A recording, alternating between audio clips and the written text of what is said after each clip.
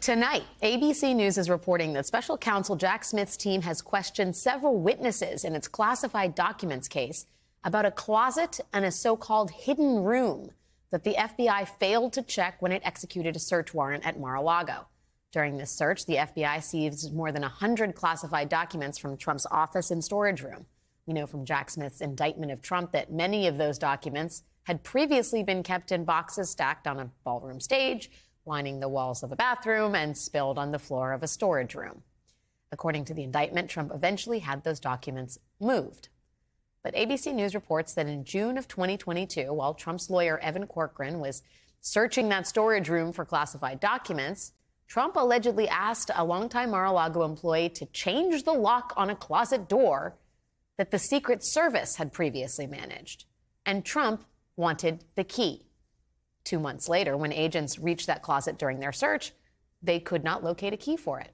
They were told the space behind the door went nowhere, so they decided not to break it open. ABC sources say that in addition to the closet, the FBI also failed to search a hidden room connected to Trump's bedroom.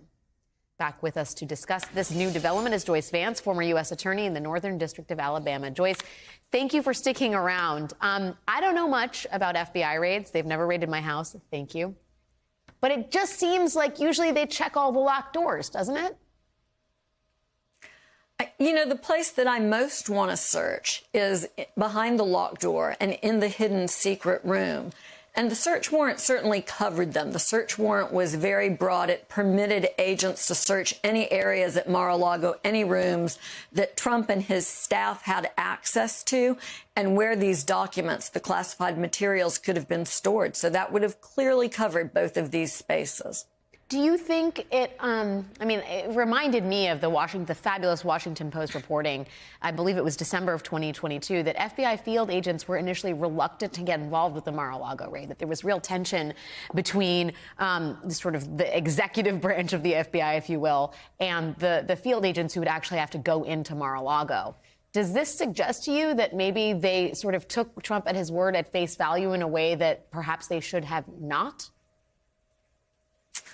You know, I'm not sure what to make of it. I don't know that anyone from the Washington field office went down to execute this search warrant. That's a good question.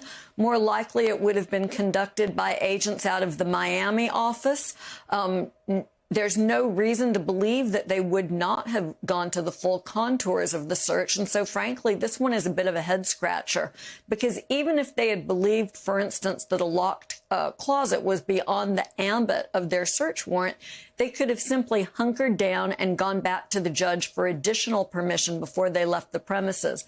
That's not an unusual thing that you do during execution of a search warrant when you encounter a situation that you hadn't fully anticipated, and you want to make sure that the search doesn't go beyond what you're authorized to do, because then you would lose your ability to lose that evidence. So sometimes prosecutors do go back and ask a judge for an additional warrant or an amended warrant, but that didn't happen here. Yeah, I mean, given Trump's reported interest in changing the lock, this is the day Evan Corcoran is basically doing a clutter clearance in the storage room trying to find classified documents. Trump asks someone else to change the lock and give him the key on this secret closet, and apparently doesn't flag it to Evan Corcoran. Given Trump's own personal, again, alleged interest in this closet, you know, why wouldn't Jack Smith go back to get this? And do you think, from at this stage of the game, it seems like we're never going to find out what was in that. Is that fairly accurate?